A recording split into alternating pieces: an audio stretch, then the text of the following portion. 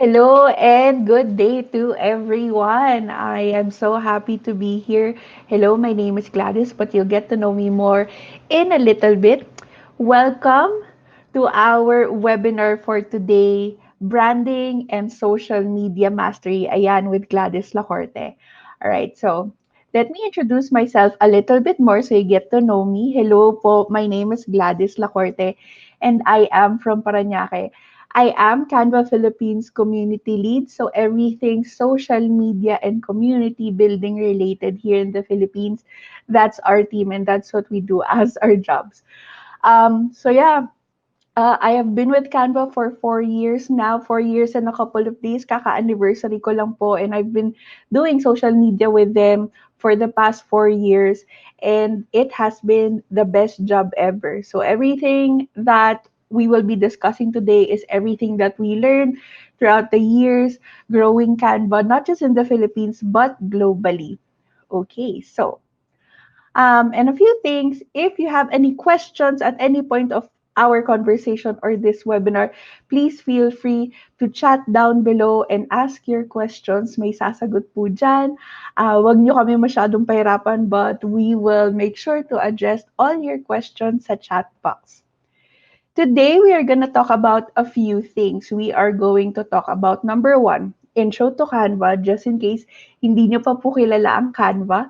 Number two, we're going to talk about building your brand. Also, we're going to talk about designing for social media and why is it important nowadays, no? We're also going to talk about we have 6 tips to master social media. So that's very important nowadays. Okay, so moving on. Ano ba, ito yung usual tanong na nakukuha ko eh. When I tell people where I work, I say I work for Canva, I work at Canva. Ang tanong nila, ano ba yung Canva? Ganyan, what is a Canva? Some people don't have any idea what Canva is. So, to make it simple, Canva is an online design tool that enables you to easily create beautiful and engaging designs with thousands and thousands of templates to choose from. So whether you have the creative eye or not, hindi tayo masyadong creative, it's okay. You will be able to design using Canva because we have a lot of design templates that are available for free for you to use and download. Okay, so we know that the usual way of creating a design before yung traditional way no is very complex. We had to purchase a software na hindi na natin papangalanan, but we had to purchase a software.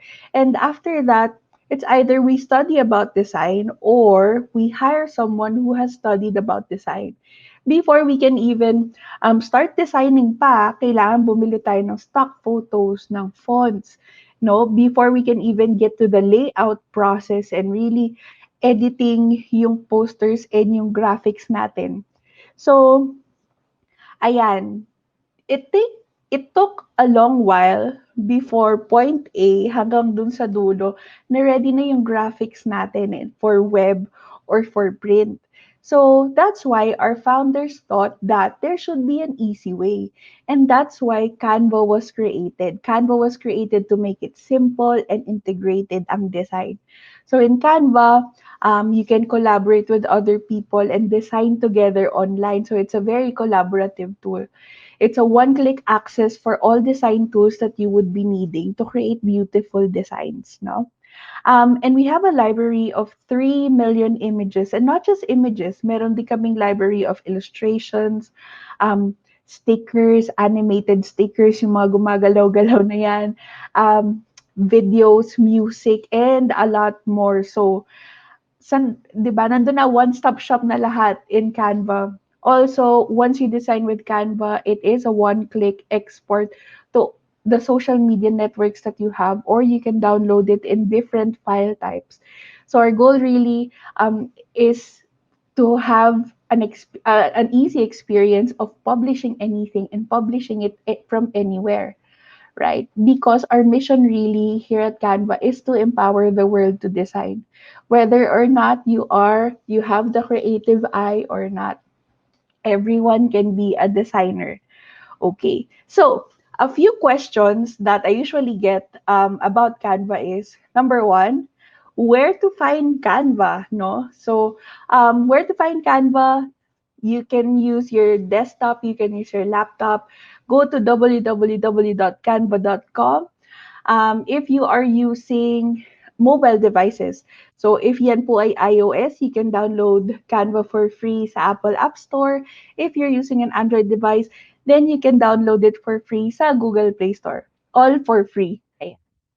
And then, once you downloaded or you found Canva um, online, all you need to do is sign up for a free account. Free po ulit yan.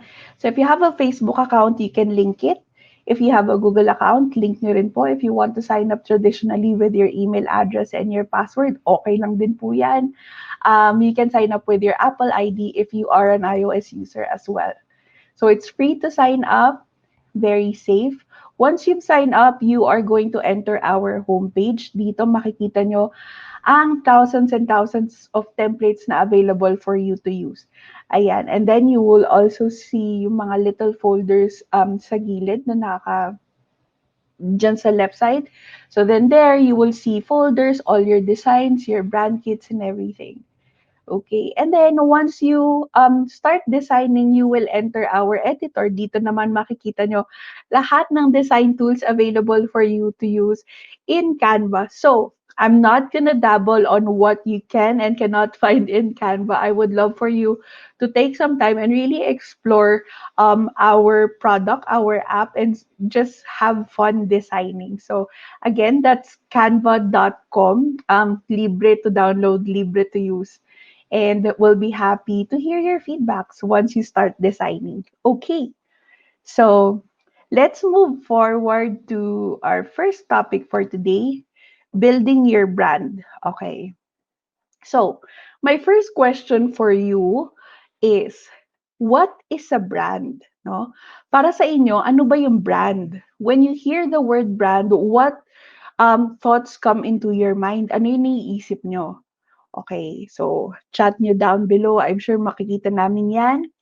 Some people would say brand is the business name, or brand could be the logo, or the colors, or the brand fonts, the imagery, etc. Tama naman yon, no? It is part of the brand, but sa pangkalahatan, no, a brand is a promise to your customers. No, yes, it is the name, it's the logo, it's the colors, kasama yan sa brand, dun sa identity mo, no? But however, it's more than that. Your brand is really the associations and the experiences of your customers, of your audience. Whenever they think of you, they think of your business, and they think of your brand. So, just remember that, yes, maraming kabilang dyan, but ultimately, your brand is your promise. Ano ba yung purpose ng brand mo, and ano ba yung pinapangako mo sa inyong mga audience? All right. So, I always like to say this, that a brand is like a person. And why do I say that? Because in trying to build your brand, you have to have two things, no? Brand core and brand identity. So let's start with brand core, no? Yung brand core, kumbaga sa tao, yung kalooban mo. No, sino ka ba talaga? Ano ba yung number one? You have to answer a few questions. Number one question is, what is your purpose? What is your business's or your brand's purpose? Para saan ka bumabangon sa umaga? Yan yung mga purpose natin, you know. Why are you doing what you're doing? Why are you trying to build this company, this enterprise, this startup? Why are you trying to change the world? Ano yung purpose mo? And then the next question is, what do you believe in? No? Ano yung values mo? Ano yung values ng company ninyo?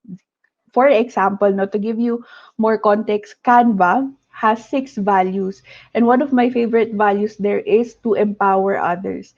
And in everything that we do, ano, if it's a project, if it's, you know, a new campaign or a new feature in our product, it's always, it always boils down to Are we hitting the right values that we set for our company? Are we being a good human? Are we empowering others? Bumabalik kami lagi dun sa purpose ni Canva, no? And dun sa values ni Canva. And if we don't hit any of those values, then it's not worth pursuing. So you always have to know what is your brand core, your purpose, what you believe in, and then, what is your personality? Sino ka ba talaga? Sino ba talaga yung brand mo? Para saan ba talaga to? So those are the three medyo heavy questions that you have to answer when building your brand core. Yes, it's simple. It's just three. But ito talaga yung magtatatag ng brand core ninyo. All right. While, on the other hand, I mentioned it earlier, you also have to know what your brand identity is. So, yung brand identity naman, it focuses on how you present yourselves. So, number one question you have to answer is, how do you express yourself, no? Ano yung character mo? Ano yung character ng business nyo, ng startup nyo, ng company nyo? How do you interact with people? Ano yung character? Ano yung tone nyo in all your marketing collaterals? How do you look? How do you sound? No? How do you speak? How do you dress? How do you present yourself? How do your employees present you as a company? 'Di ba? Yun yung brand identity, yung pagkakakilanlan nyo naman, no? Yung character.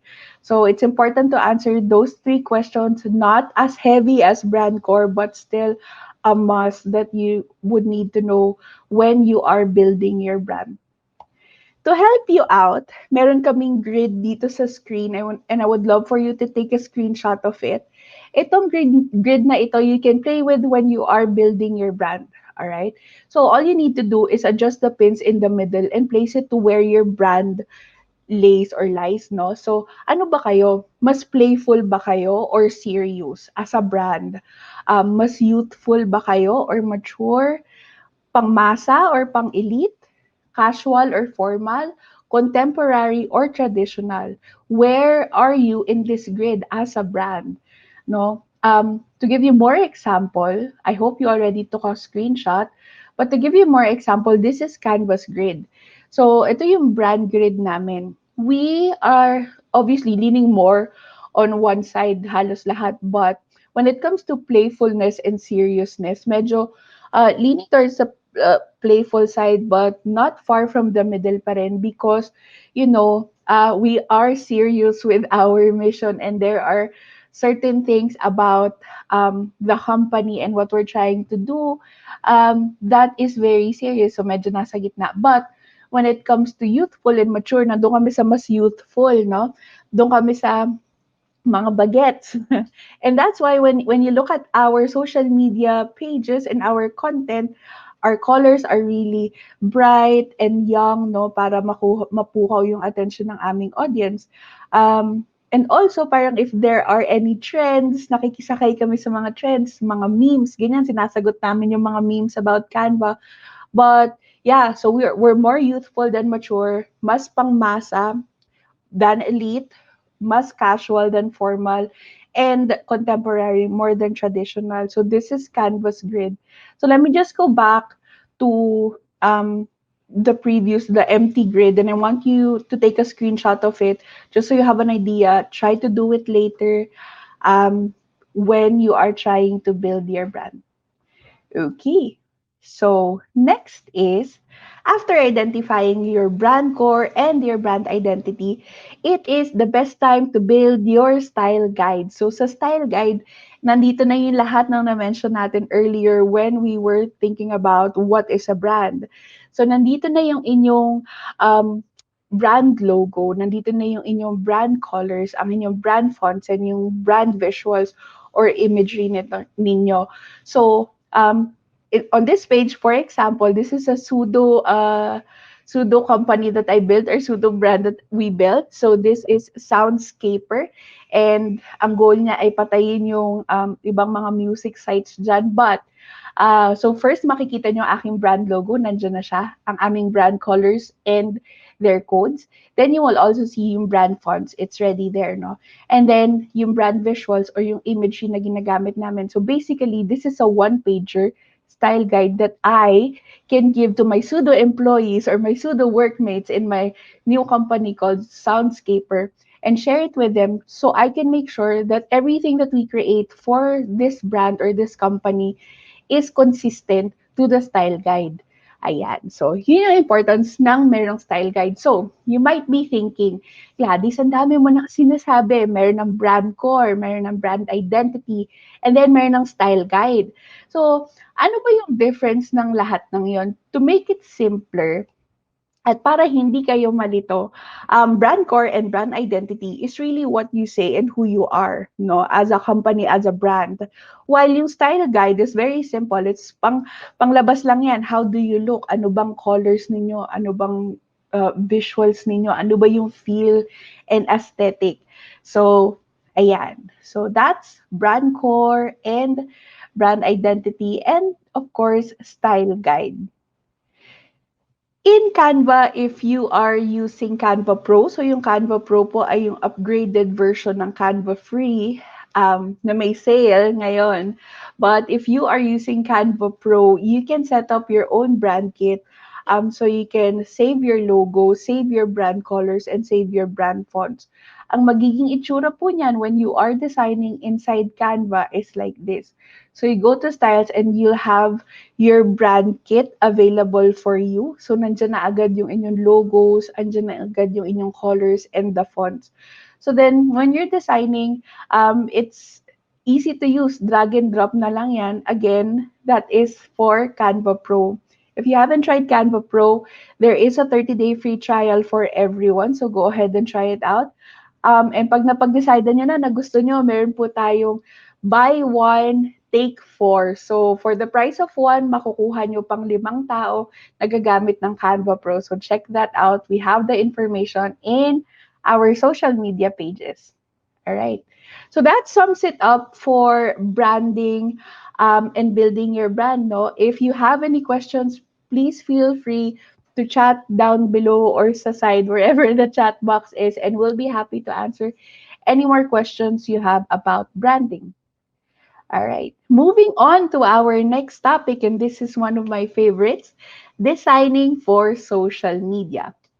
Question: why do you think, next slide na pala ako, why do you think doing business online is important? No? Why do you think, usong-uso na ngayon eh, lahat halos nasa online na, no? Nasa social media. Why do you think it's important? Ayan, sa chat box, share your thoughts. Why do you think it's important? Okay, so let me answer that. Because we know, the time and the event that we're living right now, we are living in the midst of the pandemic. So, all companies are switching to digital. Everyone is switching online and doing businesses online. Everything is online. That means everyone is online. So, if you're building a company or if you're building a brand, all your customers will be online. Even your partners will be online. So everyone is online. And did you also know that 50% of people will actually buy and support the brands that they already follow on social media. So, alam mo yun, because when they follow you on social media already, you've already built loyalty and trust with your followers or your audiences. And that's why, ang balik niyan, bibili sila sa inyo or susuportahan nila yung business nyo or yung services ninyo. So, it's important that you give them a reason to follow you. Also, um, in 2017, HubSpot had a survey and asked people what kind of content do people want to see from brands that they already support. So let's just focus on yung social media side of things, no? It was social media images versus social media videos. So what they found out is that people would like to see social media images more than videos. And also, dahil dito, 50% of marketers believe that using images or photos is one of the most important tactics in optimizing content for social media. And it is also because, in social media, everything is so fast, no? Yung newsfeed natin, pabago-bago, mabilis. And we only have 2 to 3 seconds for us to be able to grab the attention of our audience. So we have to make it concise, we have to make it bite size, and static images or photos are the best way to go. So that's why it is important that we make all our social media content visual, because we only have a very short window of time for us to be able to grab the attentions of our market. So, how do we make sure that we make all our content visually appealing? Ayan, through at least the basic graphic design knowledge that we have and we know that are important um, when designing for social media. So we are going to talk about text, we're going to talk about color, imagery, and layout. Okay.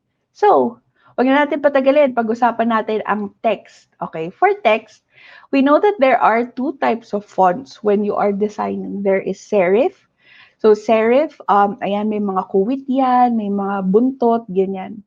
But we know that it is usually used for in print and magazines and newspapers yan. So, it's classic and very traditional. Whereas yung mga sans fonts naman, sans serif, it's very clean and modern. So walang mga kuwit, walang mga extra pa ayan. And it's usually used in digital. So when designing for your social media content, my tip for you is to use a lot of sans fonts because it's easier to read in any type of device your audiences might be seeing your content. So hindi natin sure, baka nagso-social media sila sa iPads, which is good, malaki-laki pag tablet. But if they're using a small phone, you have to make sure that your content is readable because again, you only have 2 to 3 seconds to grab their attention. So make sure it's readable yung inyong text sa inyong design. Ayan. Also, please remember that when designing for social media, fonts matter. For example, ayan. So, the text that says, I will always find you, using cursive calligraphy, handwritten looking kind of font, sends the message of sweetness and romance and love, no? Medyo kinilig ako, parang, uy, hanapin daw niya ako, gano'n. So, nakakakilig, di ba? While this text with another font that says the same thing, I will always find you, sends a different kind of message. So it sends the feeling of fear and horror and parang may magsustok sa akin, ganyan.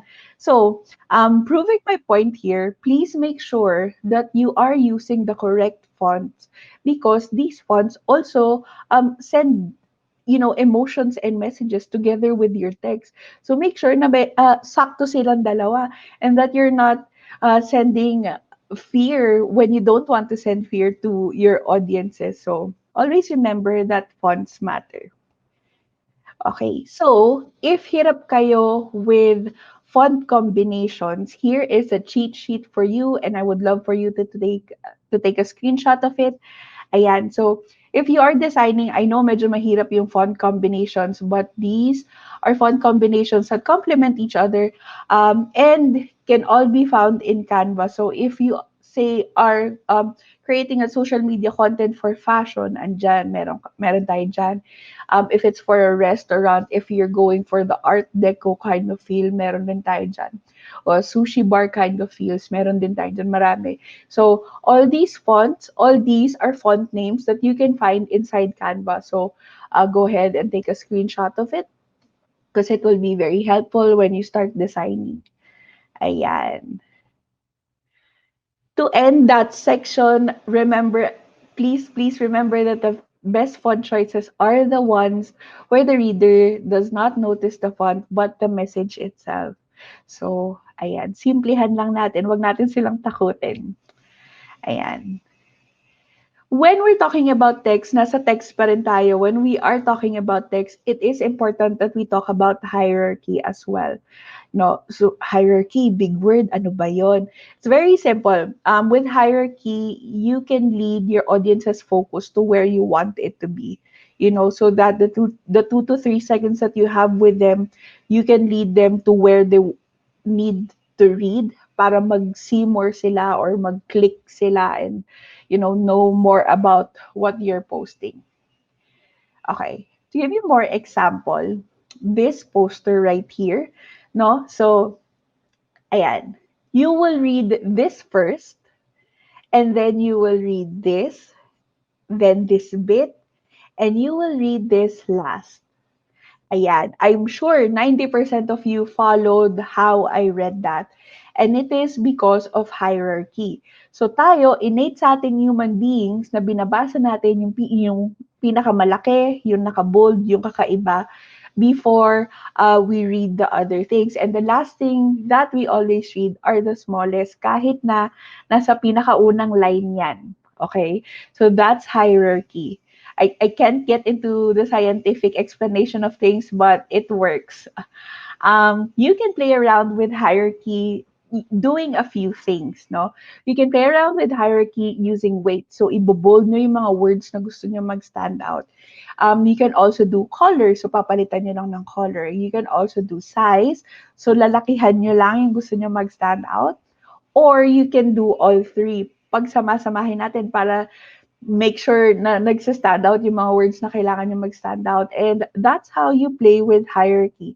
So the next time you are designing, make sure that you give emphasis or you highlight the words that you need to highlight to grab the attention of your audience.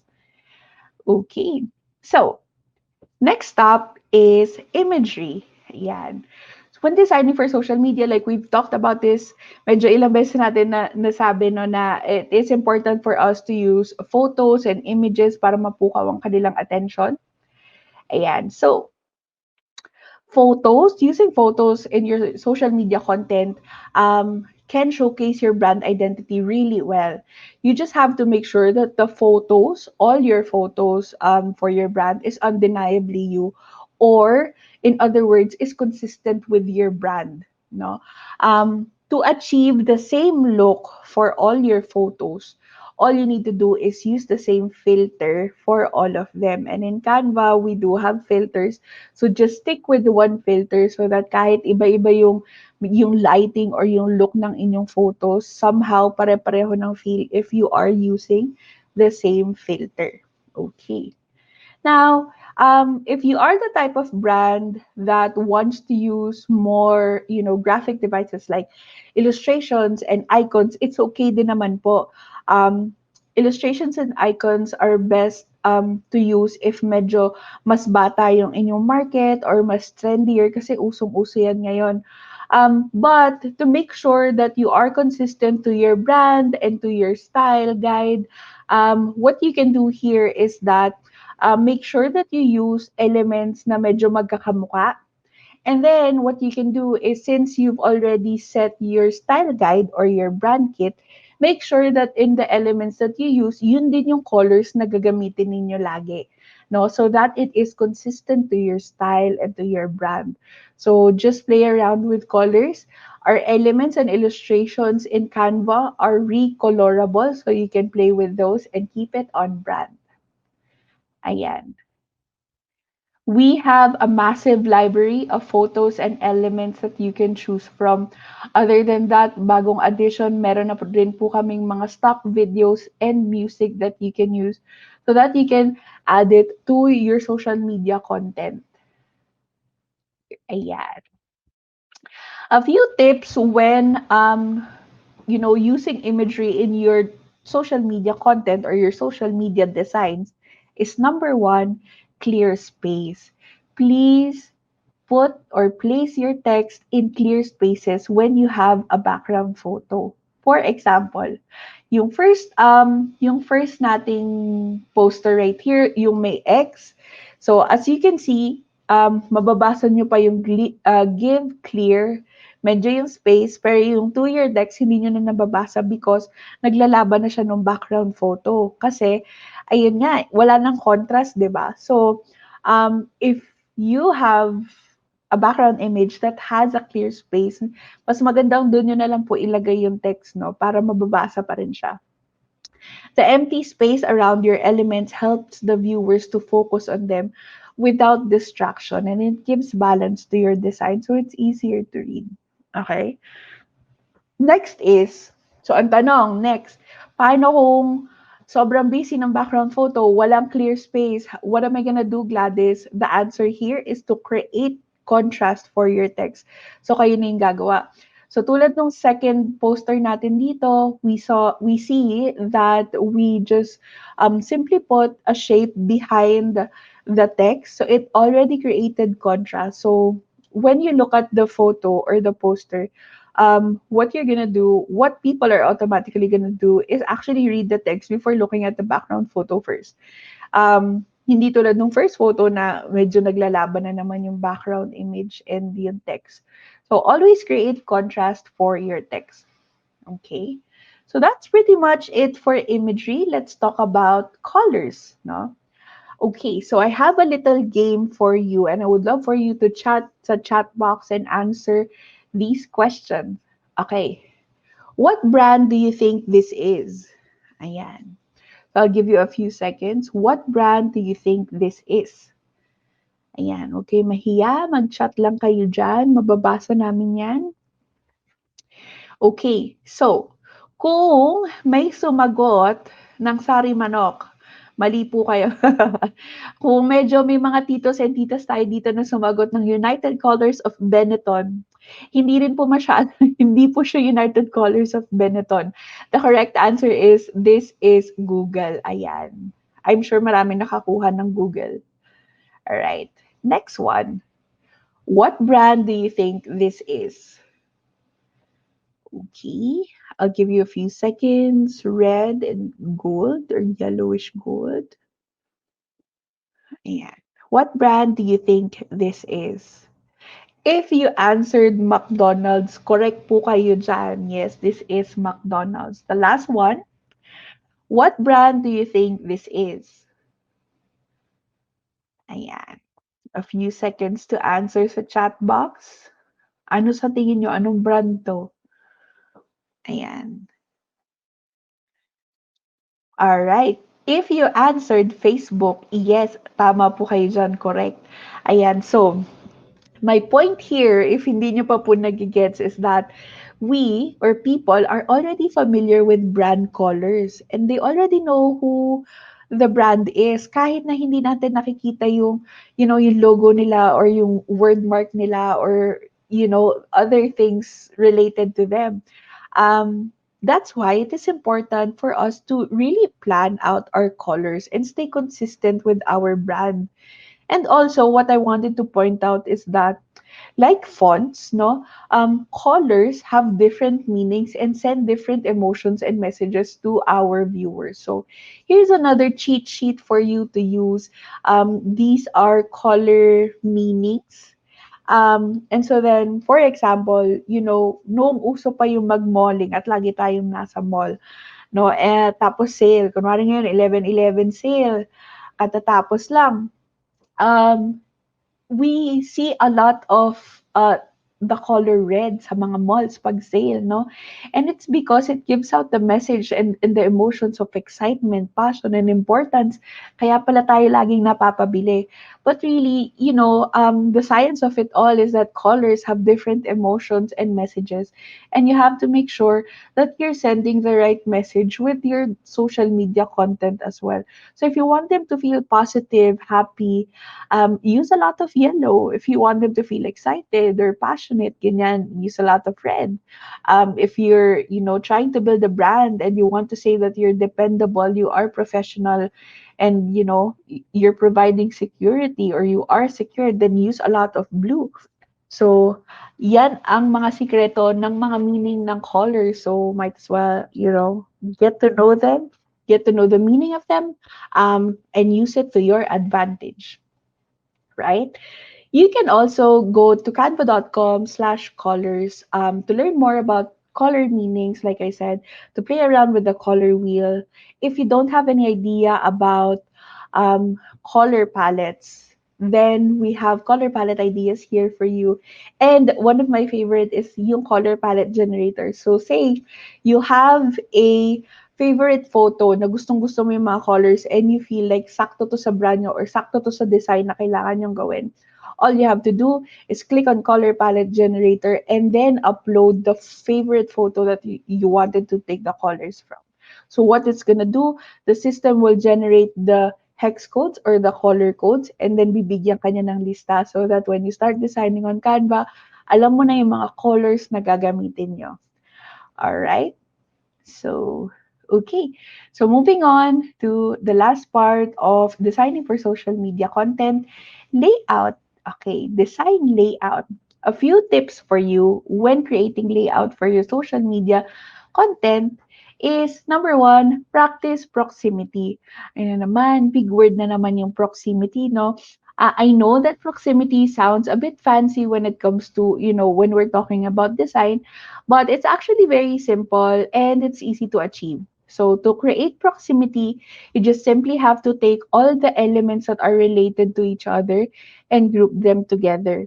So, kunwari, yung first one, no, medyo sabog-sabog siya, may social distancing silang ganyan. But when we practice proximity, all we did was put all the text on one side and all the elements on the other side. Tapos, pinagsama natin yung information na importante. So, this is a business card. So, pinagsama natin yung name and yung role and then the information on how you can contact that person. So, together. So, that's already creating proximity. What it does is that it creates ease for the people who are reading your content. So, mas madali siyang basahin and mas madali siyang i-grasp. So yeah, so that's how you create proximity. Next is embrace the negative space. Alright? Meaning, hindi po ilagay natin, i-maximize natin yung canvas natin and punuin natin yung empty spaces, no? What it means when we say embrace the negative space is that it's okay for us to leave empty spaces in our social media content. Okay lang po yan.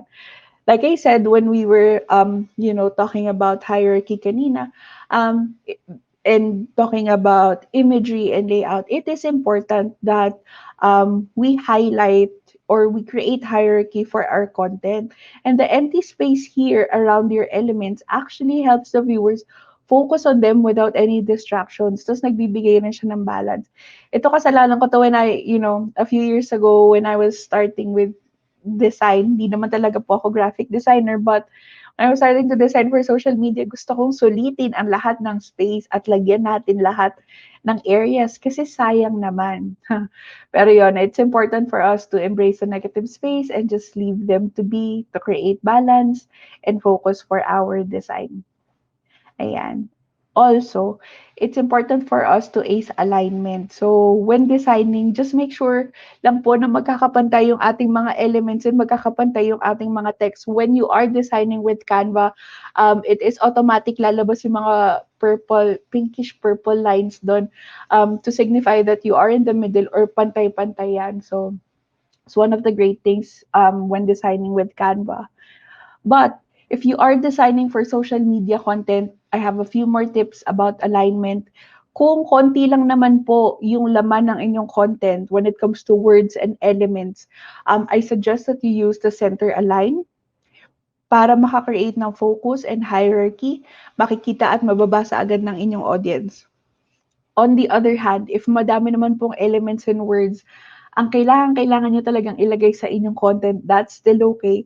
But it's better to use the left alignment so that it's easier to read. Mas sanay tayo pag medyo text heavy na left to right na natin binabasa. Tsaka para hindi siya masyadong makalat and crowded sa gitna. So, again, if konti lang po yung elements and words, use the center align.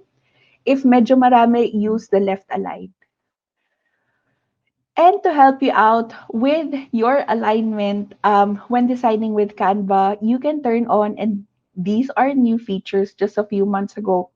You can turn on rulers, guides, and margins. Medyo highly requested to for a while sa amin. So while you're designing, just click on view and then click on kung ano yung gusto nyo i-turn on, yung rulers, yung margins, or yung guides. Ayan. That should be available for everyone designing in Canva.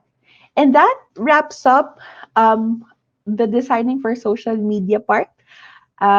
What we're gonna do now is we're gonna talk about my favorite then social media tips. So I have 6 tips for you to truly master social media. Okay. Tip number 1. find your focus and know your audience, no?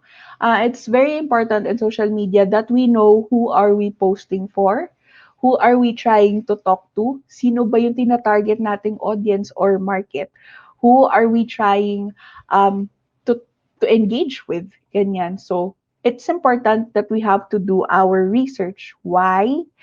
Because when we know who our target market is and who we want to engage with, the next questions to answer here is with your research, you have to know where do they spend more time on when it comes to social media platforms. Sila ba ay nasa Facebook? Sila ba ay nasa Instagram? Or maybe sa Twitter? Or sa TikTok? Or sa LinkedIn? At dami na, no? So, alamin natin yan. Your target market, where are they right now when it comes to social media? Because where they are is where you should be, 'di ba? If we are starting a business or we are starting a brand and we need to build brand awareness, no? The next question to answer is once you know where they are, what type of content do you think they want to see? So based on your research, ano ba yung madalas nilang nila-like? Sino-sino ba yung madalas nilang fina-follow, no? Ano yung mga videos and yung mga images na madalas nilang tinitignan or pinapanood, no? So, tulad dito sa slide na ito is your target market, the techie community, the tech community, no? So, lagi yan nasa laptop or um, yung mga TikTokers ba ang inyong target market, yung laging nasa TikTok, selfies and all that. Or the plantitas or plantitos, no? Or the health puff. Sino ba ang target market nyo? Wala namang maling answer. You just have to know who your market is and who you're trying to talk to on social media. So for example, here, ang target market ninyo ay mga plantitos and plantitas, no? And in your research, you found out that they are on Instagram. Mas madalas sa kanila na sa Instagram. So now that you know that who your target market is and where they are, what type of content do you think they want to see based on your research? And you found out na, syempre, plantitos and plantitas, so mas madalas yan titignan nila yung mga pictures of plants, no? Tips on how to grow plants better, where to find them, mga ganyan. Mga quotable quotes about plants and growth and motivation. So from there, you already have an idea of what kind of social media content you should be creating for them. And kung ano yung magiging patok sa kanila. So, two questions, well, three actually, who are they, where are they, and what do they want to see? Yan. Okay. And a trivia for you, did you know that Facebook algorithm in 2020 prioritizes meaningful and engaging content? 2020 malapit na matapos, but so Facebook algorithm to make sure that your content ay lalabas sa mga newsfeed ng mga tao for Facebook, well actually Instagram then since they own Instagram also, to make sure that your content ay lalabas sa kanilang newsfeed. Siguraduhin ninyo na meaningful and engaging ang inyong content, not just for yourself, but for your audiences. Because the meaningful and engaging content for me, Gladys Lacorte, might not be the same meaningful and engaging content for you. Or for the person next to you. Kasi iba tayo ng interest, iba tayo ng mga gusto, iba tayo ng hobbies. So you have to make sure that within your research, you have to know what is meaningful and engaging for your target market, for your audience, so that you know what type of content would come out of their newsfeed at makasigurado kayo na makasama kayo sa algorithm ng pages nila, okay? Or ng newsfeed nila. Okay, so yun yung tip doon. So, tip number 2, make sure that your content is unmistakably you or unmistakably your brand. How are we gonna do that? We just have to define our style. And how? So medyo magfo-full circle na tayo dito. So, to define who you really are, you have to set your brand core, your brand identity, and you have to be consistent with that. Um, you have to set your style guide or your brand kit and be consistent with that as well. And lastly, at least you have to know the basics of graphic design para gawing visual lahat ng content nyo, whether it's social media or not. and be consistent with everything. So this is the full circle of what we've been talking about since we started this webinar. So ayan, brand core, brand identity, style guide, and just the basics of graphic design. Okay. Tip number 3, tailor your content. All right, what do I mean with this? So take this for an example. This is a brand post on a Facebook page. Again, Facebook page. So, merong mali dito sa content na ito. Okay? So, hindi ko na kayo papahulain. But, the problem here is that on Facebook, walang double tap function. Eh dito sa content na ito, they ask people to double tap. So this content was intended for Instagram because on Instagram, when you double tap the screen, may lalabas na heart. So ang cute kaya naman kung may lalabas na heart. However, on Facebook, it's not the same. So to my point that you have to tailor your content, make sure that you know the unique features of all the platforms that you are using and use it to your advantage. Ayan, 'wag natin pero love ko naman 'tong brand na 'to, masarap 'yan, eh. So, 'wag natin silang gayahin. On social media, my point is one size does not fit all when it comes to features, when it comes to dimensions lalo, no? Different platforms, different dimensions 'yan. So, all our templates on social media is set to the right size. So, you don't have to do the guesswork anymore, no? Kompleto na siya. So, all you need to do is click on the template and then um bahala na kayo sa design, mag-design na kayo, hindi niyo na kailangang isipin 'to, "Wait lang, kasya ba 'to sa Facebook cover or baka mapuputol siya or kasya ba 'to sa Twitter, ano bang itsura?" So, that's already ready for you. All the template sizes are perfect for social media. You just have to pick the template that you're gonna design with. Ayan. If you are using Canva Pro, we have a special feature for you called Magic Resize. So ito naman po, selects the platform of what you want to post and then it will resize it for you automatically. So for example, you started with a social media, no, with an Instagram post. So that's square, di ba? And then you decided, uy, maganda to. Parang maganda rin gamitin sa Instagram story. So all you need to do is click on resize and then look for the social media template or where you want it to be posted. And then, so, titik niyo yung box na yun and then tick resize and what it will do is it will automatically resize it for you just like magic. So then, all you have to do next is download that. So, ayusin nyo lang ng konti, download it, and then post it in another platform. So, that's how resize works. Tip number 4, show and don't tell. So I have a few examples on that.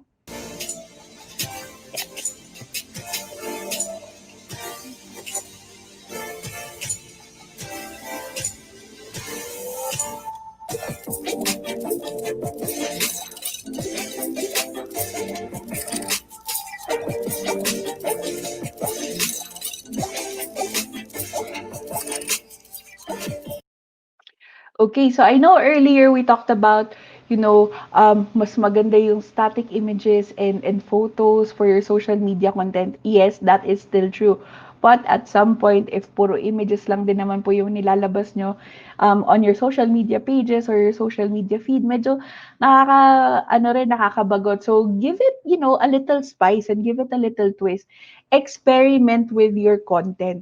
Try creating short videos, no? Less than 1 minute, just makakita man lang sila ng konting movement and animation or use GIFs, no? Be creative with your GIFs or, do webinars like this. Mag-Facebook Live kayo because, people always want to learn from other people, from their experiences. So, experiment with your content. Don't be afraid. And see kung ano yung papatok sa inyong followers or sa inyong target market. Because baka ma-surprise kayo, meron mga content na hindi nyo akalain na magugustuhan nila. Okay? Next tip is to plan ahead and schedule your content. So, set a time, pull out a calendar, plot your content for the next week, for the next month, for the next months, or maybe even a year. Ganyan. what's important is that hindi kayo malulunod every day thinking about what content am I posting today? You know, what content should I create today kasi wala akong ma-post sa aking, brand page. So, just set a time, pull out the calendar, look at what is happening the next month, anong mga holidays, may long weekend ba, bank on relatable things that are happening to your target market or to your target audience. Anong nangyayari sa mga followers ninyo? And bank on the relatability of everything that's happening in real time. So, yan.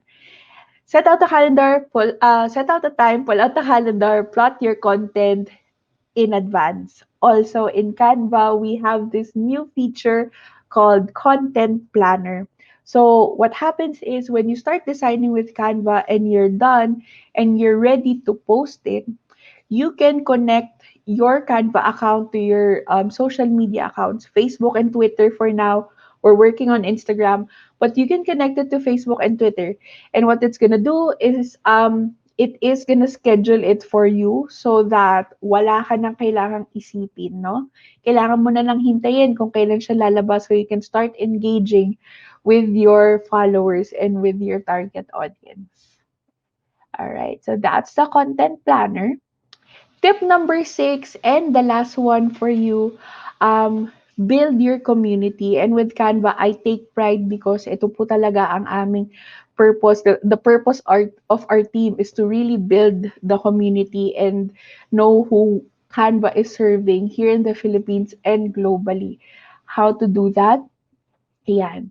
Encourage interaction, no? Have a clear CTA. And if you don't know what CTA means, it simply means call to action.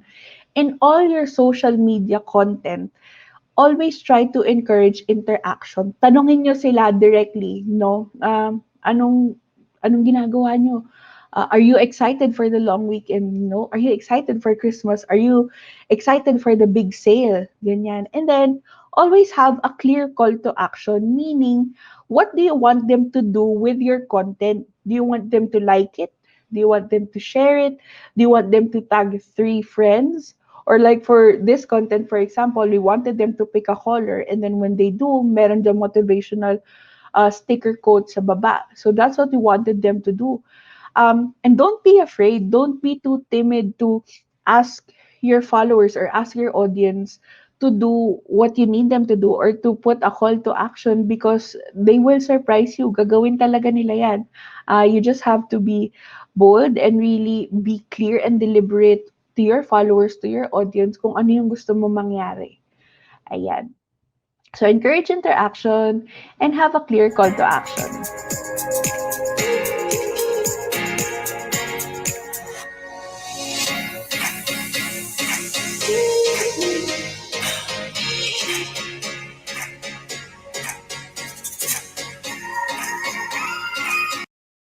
Okay. Also, what you can do is you can host online events like this, maybe in a private group or even a Facebook Live.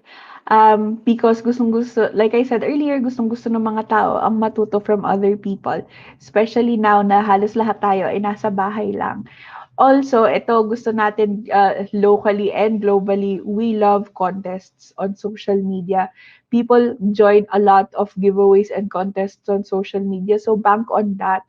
No, if you are a startup or you are building a company or a brand, just little merchandise, hindi naman kailangan cash. Little merch would go a long way. So give it away and really, interact with your followers, with your audience, and with your community because they love giveaways. Okay. And then lastly, put your community at the forefront of everything that you do.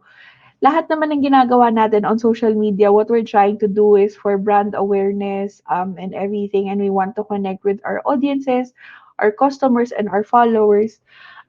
If you put them in the forefront of everything, ang balik din naman po niyan para sa inyo and para sa ating mga businesses, no? So, reply, reply, reply.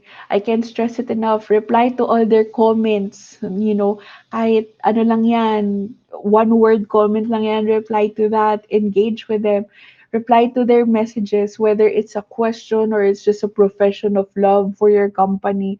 You know, especially if it's a reclamo, reply to them, be friendly with them, encourage interaction, because if you don't talk to them, you won't get to know what their insights are. You won't get to know who your audiences are and what they need and how you can help each other.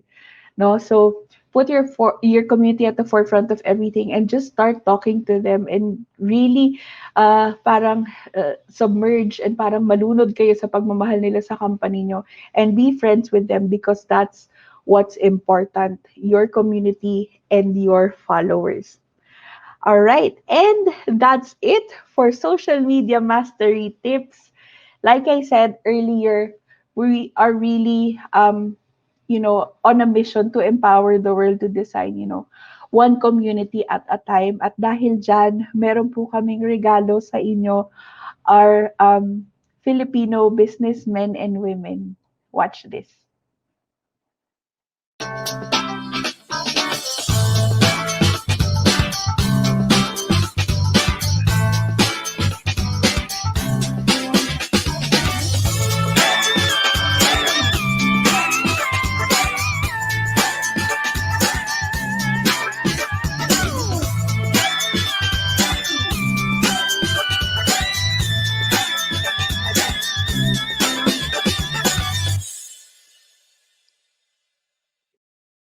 Ayan. So, that is Canva for Negosyo, our very new campaign and how we want to empower our Pinoy negosyantes or Pinoy MSMEs, businessmen and women.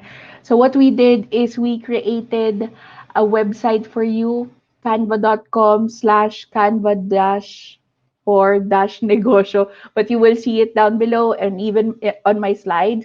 But here, you can access all your Canva for Negosyo resources for free. So, iba-iba po yan. Meron po tayo dyan toolkits or templates for your business. So, isahan na. If your business is say, a restaurant, meron kaming menus dyan, business cards, social media templates for you to use, and different other businesses. No?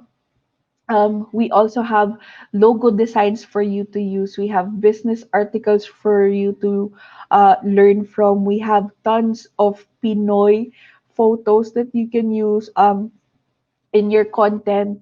And ang dami. We also have business articles and tutorials that you can learn from about graphic design, branding, and social media mastery. So, ano talaga, very heavy tong site na to. At higit sa lahat po, ito ay libre para sa inyo if you are just starting a business or you're already in business, building an empire. This is very useful for you. So please visit canva.com/canva for negosyo to get your free resource. And we didn't stop with just, a web page. We also created our newest community. This is a Facebook group for Filipino MSMEs, Filipino business owners, Pinoy negosyantes.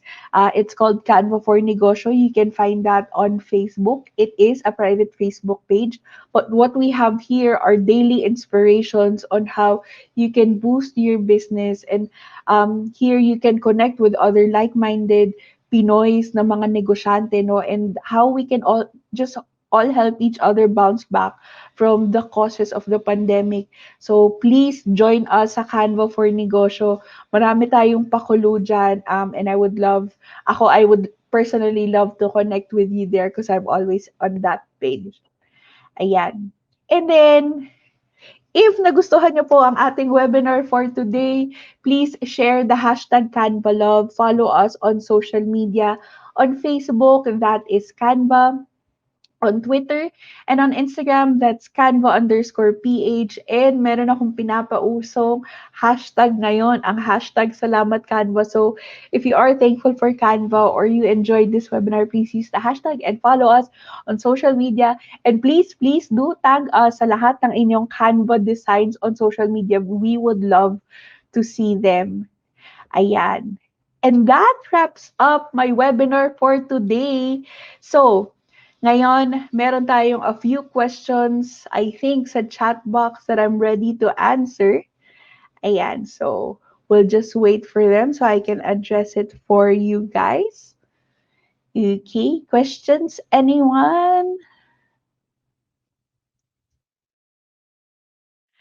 All right. So, first question is registering to Canva free to use? Yes. Number one, registering, signing up for Canva is very, very free.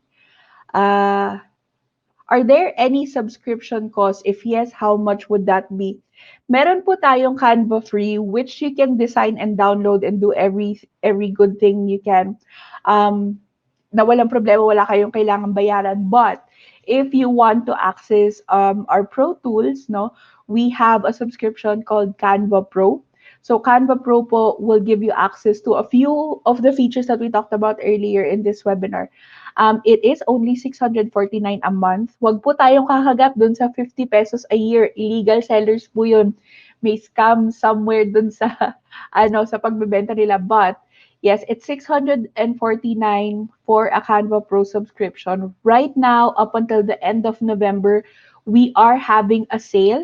So, if you purchase one seat for 649, ideally pang isang tao lang po yun.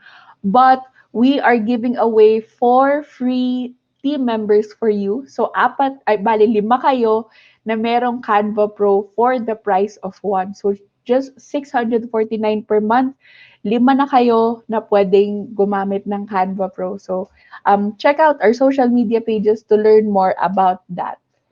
Okay, so next question also is, does Canva have an online resource of tutorials, and how can we use or explore Canva even more? Yes, we do. Please visit designschool.canva.com. Again, designschool.canva.com, or you can search it over Google.